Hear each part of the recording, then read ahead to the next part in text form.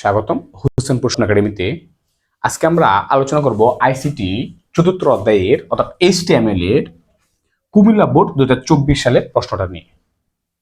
এখানে আমরা কুমিল্লা বোর্ড 2024 সালের প্রশ্নের উদ্দীপক একটু দেখতে পাচ্ছি।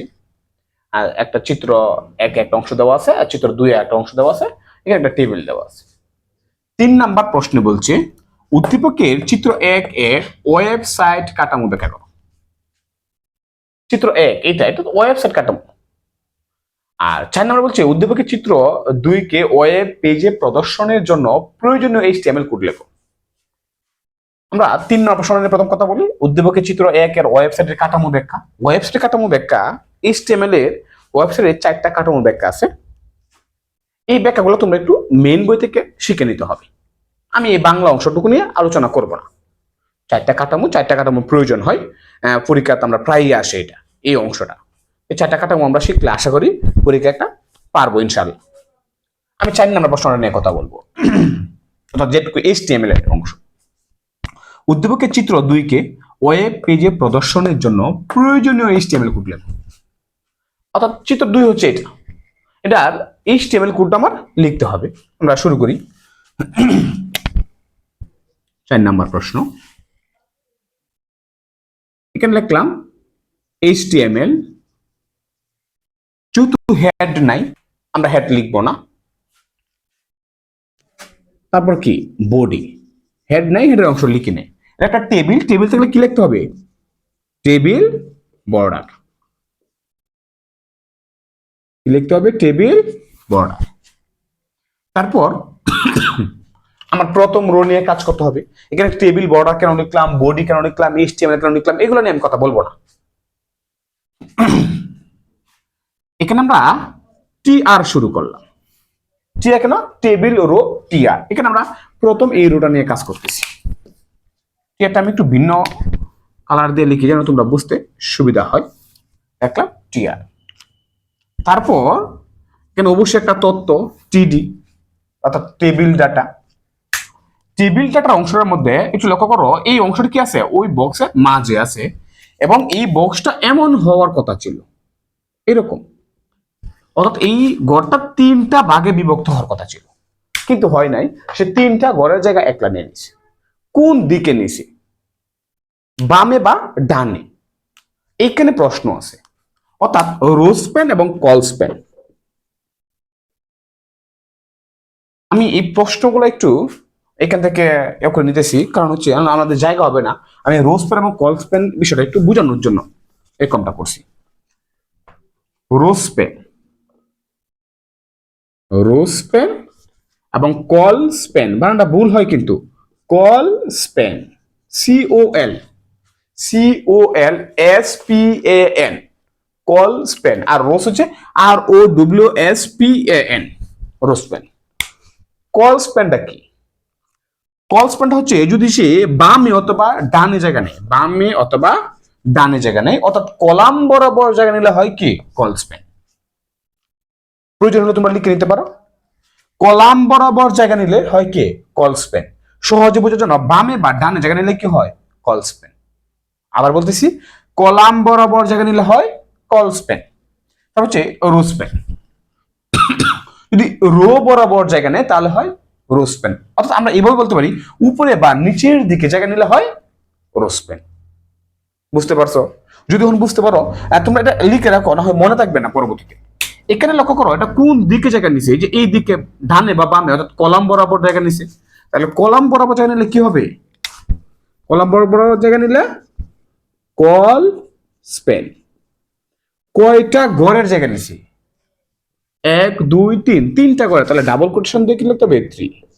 যদি 4টা ঘরের জায়গা নিত তাহলে কি করলে 4। জয়টা ঘরের জায়গা নিবে আমরা ওইটা ঘরের সংখ্যাটাই লিখব। তারপর এখানে কি লেখা আছে? বাংলাদেশ। এবং আরেকটু অংশ দেখো, একটু লক্ষ্য করো, এই লেখাটা কি আছে? এই বক্সের মাঝে আছে। মাঝে থাকলে কি লিখতে হয়? অ্যালাইন সেন্টার, এলএম সেন্টার। তারপর লেখা আছে বাংলাদেশ।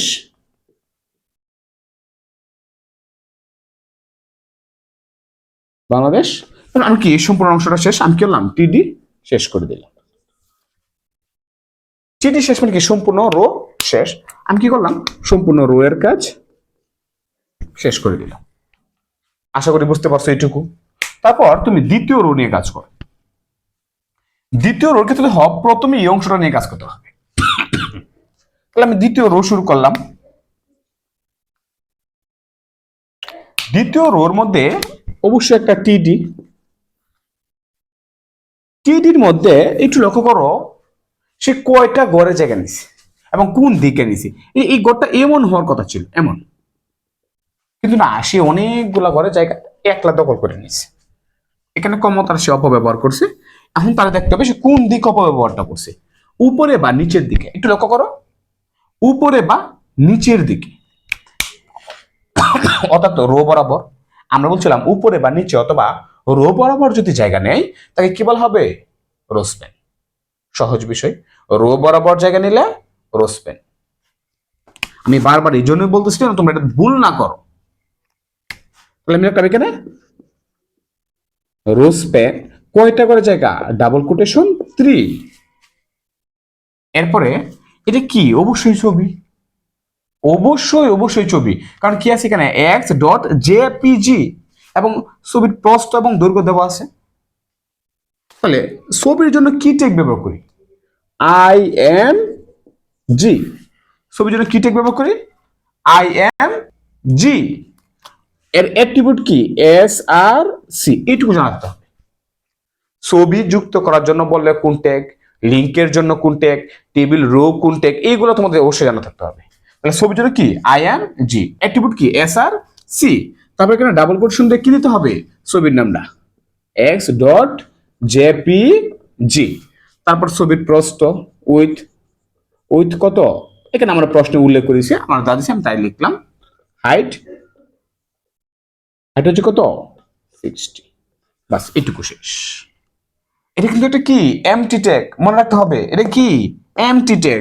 এমটি ট্যাগ কাকে বলে? যার শুরু আছে শেষ নাই। আইএমজি একটা এমটি ট্যাগ, তাই তার কি শুরু আছে কিন্তু শেষ নাই। তারপর কি শেষ? এই টিডি শেষ। রো কি শেষ? না, রো শেষ হয় নাই তো, রো শেষ হয় নাই। আমি এই টিটা এই দিক দিয়ে শেষ করতেছি কারণ আমাদের আরেকটু জায়গার প্রয়োজন আছে। একটু কিপটামি না করলে পরে সমস্যা হবে। টিডি শেষ। এরপরে এই রোদ দেওয়া এই অংশটা, এর জন্য আমি কি করলাম? আবার টিডি শুরু করলাম। টিডি শুরু করার পর দেখছেন সে দুইটা গড়ে জায়গা দখল করছে। ক্ষমতার অপব্যবহার করে সে কি করছে? দুইটা গড়ে জায়গা দখল করছে। কোন দিকে? কোন দিকে বলো? ডানে বা বামে, অর্থাৎ কি বরাবর? কলাম বরাবর। তাহলে কি হবে? অবশ্যই আমরা বলা উচিত কল স্প্যান, কারণ কলাম বরাবর জায়গা নিচ্ছে। কয়টা করে জায়গা? দুইটা। দুটো ডাবল কোটেশন 2। কারো সমস্যা আছে থাকলে আমার কমেন্ট বক্সে জানাতে পারো। তারপর এখানে কি লিখতে হবে? এক্স ডিভিশন, তারপর কি? এই টিডি শেষ। যদি তোমার কাছে মনে হয় এই লেখাটা মাঝে আছে তাহলে তুমি এলাইন সেন্টার দিতে পারো। আমি হয়তো উদ্দীপকটা কেন তুলছি, অনেক সময় লেখার জন্য সমস্যা হয়। যদি মাঝে থাকে তাহলে তুমি এলাইন সেন্টার লিখতে পারো আগেরটার মতো। তারপর কি? সম্পূর্ণ রো শেষ।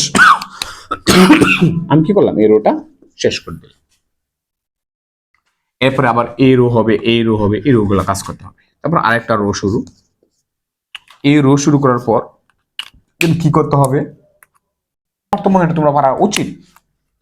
টিডি, টেবিল ডাটা। এরপর এলাইন সেন্টার দিমু। এটা তো মাঝে নাই, বাম পাশে আছে। এরপর এটা ডান পাশে আছে। মাঝে থাকলে এলাইন সেন্টার দিবেন, বাম পাশে থাকলে কি দেবো? বাম পাশে থাকলে কিছু না দিলেও হবে। কেন? কারণ অটোমেটিকলি কম্পিউটার কোনো কিছু টাইপ করলে সে বাম পাশ থেকে শুরু করে, এটা আমরা লিখতে হবে না। তাহলে কি লিখবো এখানে? এম টিডি শেষ। এরপর আরেকটা টিডি, অর্থাৎ পরের ডাটা। তারপর এখানে এস। এস দাও কোন দিকে আছে? কোন দিকে আছে? ডান পাশে, বক্সের ডান পাশে। তাহলে কি লিখতে হবে? অ্যালাইন কি রাইট। যে পাশে আছে আমি সেই পাশটা উল্লেখ করলাম। মাঝে থাকলে আমরা সেন্টার দিই, ডান পাশে আমরা রাইট লিখলাম। তারপর কি আছে? এস এটিডি শেষ। তারপর কি? এইটি আরও কি শেষ? এই রো শেষ। এরপর আরেকটা রো শুরু। আমি লিখলাম একটা রো, টিয়ার রো শুরু। দেখো এটা কি আছে, ডান পাশে আছে, তাহলে কি করতে হবে, আমার লিখতে হবে এটা, আমরা তো এমনিই পারি, অ্যালাইন কি হবে, রাইট, কি আছে এস টিডি, আরেকটা টিডি, ওইখানে কোনো তথ্য নাই, আমরা এই অংশটা খালি রাখলাম, টিডি শেষ, তারপর কি রো, এটাও শেষ। এখানে একটু কথা আছে, এরপর কি হবে, সবগুলো শেষ, আশা করি বুঝতে পারছো, আমি লাস্টের দিকটা বেশি বুঝাই নাই, ওইটুকু যেটা বুঝাও কথা। তারপর আমরা কি টেবিল শেষ, আমি জায়গার জন্য এদিকে লিখতেছি, ইপটামি করে লাভ হয় নাই। তারপর কি শেষ, টেবিল, টেবিল শেষ করার সময় আবার টেবিল বর্ডার এটা লিখে দিও না, এটা অ্যাট্রিবিউট শেষের সময় হয় না। অ্যাট্রিবিউট হচ্ছে ওপেনিং ট্যাগের সাথে যে অতিরিক্ত অংশটা আমরা জুড়ে দিই, এটা বলা হয় অ্যাট্রিবিউট। যখন এটা আমরা ক্লোজ করবো তখন অ্যাট্রিবিউট লিখতে হয় না। তারপর বডি, আমি না করলেও তোমরা এটা ভুল করবে। তারপর কি HTML। আশা করি তোমরা সকলে এই প্রশ্নটা বুঝতে পারছো, কোনো সমস্যার কথা না, যদি সমস্যা হয় তাহলে কমেন্ট বক্সে জানাতে পারো। আজকের ক্লাসটা এই পর্যন্তই থাকবে, আল্লাহ হাফেজ।